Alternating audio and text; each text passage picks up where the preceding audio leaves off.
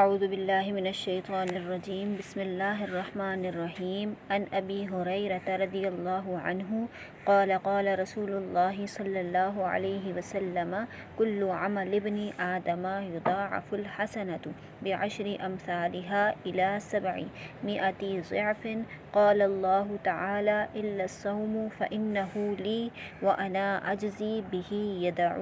شهوته وطعامه من أجل للصائم فرحتان فرحة عند فطره وفرحة عند لقاء ربه ولخلوف فم الصائم أطيب عند الله من ريح المسك والصيام جنة وإذا كان يوم صوم أحدكم فلا يرفث ولا يصخب فإن سبه أحد أو قاتله فلیقل انی امرؤ صائم رواہ البخاری و مسلم۔ حضرت ابو ہریرہ رضی اللہ تعالی عنہ سے روایت ہے کہ رسول اللہ صلی اللہ علیہ وآلہ وسلم نے روزہ کی فضیلت اور قدر و قیمت بیان کرتے ہوئے ارشاد فرمایا کہ آدمی کے ہر اچھے عمل کا ثواب 10 گنا سے 7 گنا تک بڑھا دیا جاتا ہے۔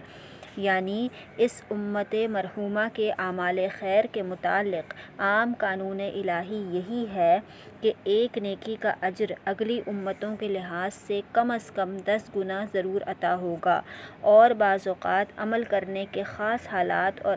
اخلاص و خشیت وغیرہ کیفیات کی وجہ سے اس سے بھی بہت زیادہ عطا ہوگا، یہاں تک کہ بعض مقبول بندوں کو ان کے اعمال حسنہ کا اجر 700 گنا عطا فرمایا جائے گا۔ تو رسول اللہ صلی اللہ علیہ وآلہ وسلم نے اللہ تعالیٰ کے اس عام قانون رحمت کا ذکر فرمایا، مگر اللہ تعالیٰ کا ارشاد ہے کہ روزہ اس عام قانون سے مستثنیٰ اور بالاتر ہے۔ وہ بندے کی طرف سے خاص میرے لیے ایک تحفہ ہے، اور میں ہی جس طرح چاہوں گا اس کا اجر و ثواب دوں گا۔ میرا بندہ میری رضا کے واسطے اپنی خواہش نفس اور اپنا کھانا پینا چھوڑ دیتا ہے،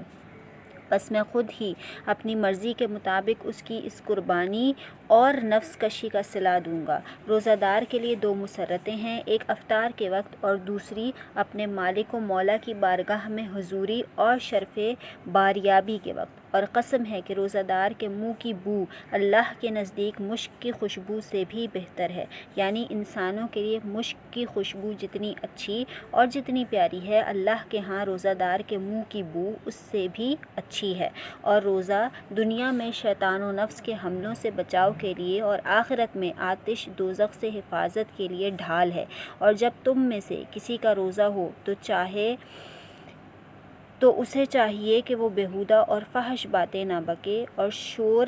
و غضب نہ کرے، اور اگر کوئی دوسرا اس سے گالی گلوچ یا جھگڑا کرتا ہے تو کہہ دے کہ میں روزہ سے ہوں۔ صحیح بخاری و صحیح مسلم۔